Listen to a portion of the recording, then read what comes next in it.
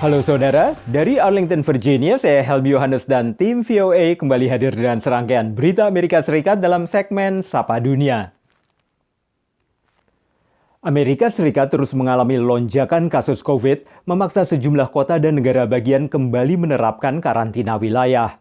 Tantangannya tampak berat dalam 2 pekan mendatang karena adanya perayaan Thanksgiving saat warga Amerika menjalankan tradisi kumpul keluarga besar.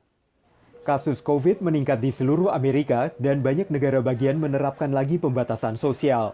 Gubernur New Mexico memerintahkan semua bisnis non-esensial tutup selama 2 minggu. Sebelum tutup, warga menyerbu toko-toko bahan pangan.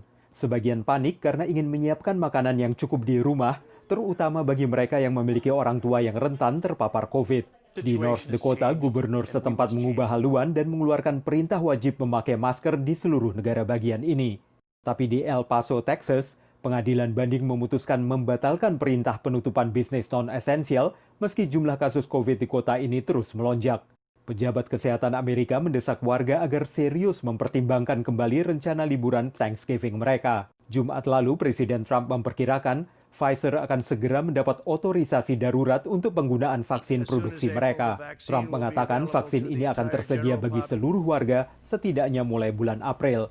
Menurut para ahli kesehatan, pada akhir tahun ini atau awal tahun depan, vaksin COVID akan terlebih dahulu diprioritaskan bagi warga yang rentan seperti lansia dan juga bagi para pekerja medis yang berada di garis depan dalam perang melawan COVID.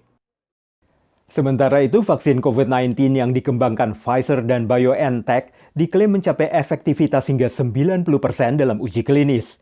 Tapi banyak pihak cemas vaksin ini akan sulit diakses oleh negara berkembang yang kapasitasnya masih kurang memadai. Uji klinis vaksin Pfizer dan BioNTech masih dalam tahap awal, tapi dari hasil uji pada 44.000 relawan, para ilmuwan yakin vaksin ini bisa melawan virus corona. Vaksin ini menggunakan teknologi baru yaitu RNA duta dan masih menunggu persetujuan BPOM AS. Sekalipun dipercepat, tetap ada beberapa tantangan. There are big manufacturing challenges. There are logistics challenges. This vaccine needs to be stored at minus 80 degrees Celsius. Bagi negara kaya, tantangan ini bukan masalah besar. Tapi bagi negara miskin, menjalankan program vaksin tidaklah mudah.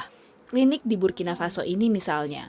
Lemari pendinginnya kerap rusak dan memaksa pekerja medis untuk membuang isinya. Data PBB menunjukkan sistem kesehatan yang melayani 2/3 populasi dunia tidak punya fasilitas pendingin yang memadai. The hot climate means that the cooling devices are more important and have to work harder. It's a lack of electricity. You can find countries where perhaps 30-40% of the health centers don't have access to electricity. Ada pula kekhawatiran akan nasionalisme vaksin yang memungkinkan negara-negara kaya membeli semua vaksin untuk warganya. With the goal being to help produce 2 billion doses of various COVID vaccines that could be distributed to all of these countries around the world by the end of 2021. Sedikitnya 184 negara bergabung dalam aliansi vaksin COVID-19 global atau COVAX untuk menjamin distribusi yang adil. Demikian laporan VOA. Saudara, banyak warga Amerika akan merayakan Thanksgiving di akhir November yang biasanya ditandai dengan mudik dan santap kalkun bersama keluarga besar. Tapi adanya lonjakan kasus COVID membuat banyak warga ingin merayakannya dengan keluarga inti saja atau kecil-kecilan, sehingga peternak kalkun pun harus beradaptasi. Akankah warga Amerika Serikat tetap mudik saat Thanksgiving pada akhir November? Pandemi COVID-19 mungkin membuat banyak warga urung mengunjungi ayah, ibu, kakek, dan nenek agar tak beresiko menularkan virus corona. Ini membuat peternak kalkun khawatir santapan tradisional saat Thanksgiving takkan laris terjual seperti tahun-tahun sebelumnya.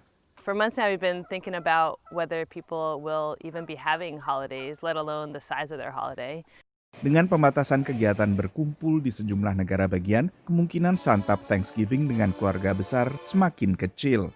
We've been playing with some different ideas, and one, although it has involved a lot of different planning, is to just harvest the birds a little earlier, so they're a little smaller.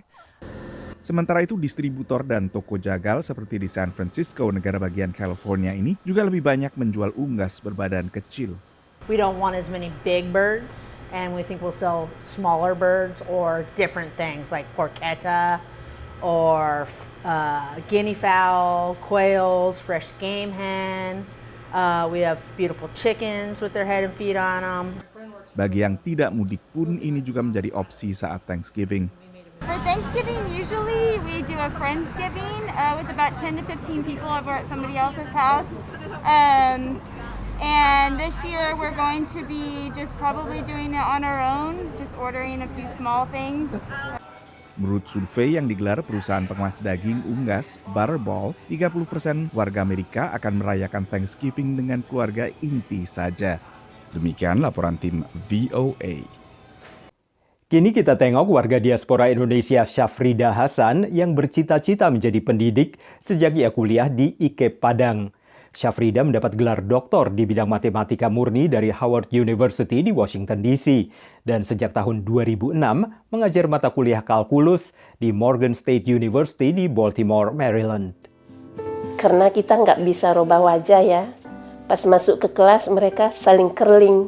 Mahasiswa baru nih yang belum pernah ngambil dengan kita, dia sepertinya kayak nggak feel confident. Inilah Dr. Syafrida Hasan, dosen matematika di Morgan State University, Baltimore, Maryland.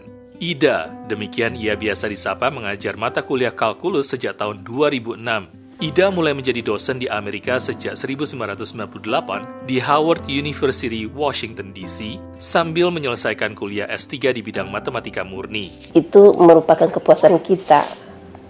Membuat mereka mengerti, dari yang nggak ngerti sampai mengerti, itu kebahagiaan seorang guru. Sejak pandemi corona bulan Maret lalu, Ida tak dapat lagi mengajar tatap muka di kelas. Dengan dikeluarkan aturan tinggal di rumah, kampus tempatnya mengajar menerapkan kelas-kelas daring. Namun, apapun metode pengajarannya, Ida selalu berusaha mendekati para mahasiswa melalui hatinya. Saya sering bilang di kelas, kalau saya bilang, anggap saya ini ibumu di sekolah. Jadi apapun yang berhubungan dengan matematik, jangan segan-segan menanyakan. She is the mother of mathematics. She's able to break down and explain any problem, any concept to you in a level that you on a level that you will understand. Ungkapan seperti inilah yang juga membuat Dr. Syafrida Hasan tak pernah lelah dan terus mengabdikan hidupnya untuk dunia pendidikan. Jadi kalau kita mensukai pekerjaan kita, jadi nggak ada yang berat. Dan mungkin di akhirat juga kita akan dapat pahala. Kalau kita ikhlas mengerjakan sesuatu, nggak ada yang berat. Dari Washington DC, Zulfian Bakar, Nia Iman Santoso, VOA. Saudara, kami akan kembali dengan Sapa Dunia Senin depan. Terima kasih atas perhatian Anda. Dari Arlington, Virginia, saya Helby Yohanes dan tim VOA.